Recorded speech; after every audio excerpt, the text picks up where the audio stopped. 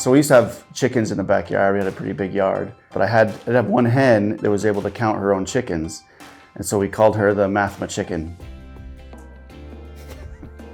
There are 3 people sitting in the airport. This 4th person comes up and sits down and is just like, oh man, someone's deodorant's not working. And the first person checks and they're like, no, yeah, mine's fine. The next person, they check theirs and they're fine. And then the 3rd person, well, it's not mine, I'm not wearing any.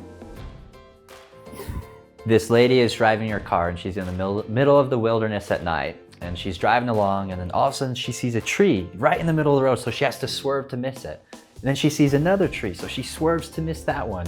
She keeps seeing all these trees and she's swerving all over the place because they just keep popping up in the middle of the road. Finally, she gets pulled over by a cop. And the cop goes and says, ma'am, what are you doing? He's like, you were driving all over the place. You were swerving left and right. And she's like, well, I saw a tree there and a tree there and I had to swerve to miss them. And the cop looks at her for a moment and then he bends down and he says, ma'am, that's your air freshener. Boom.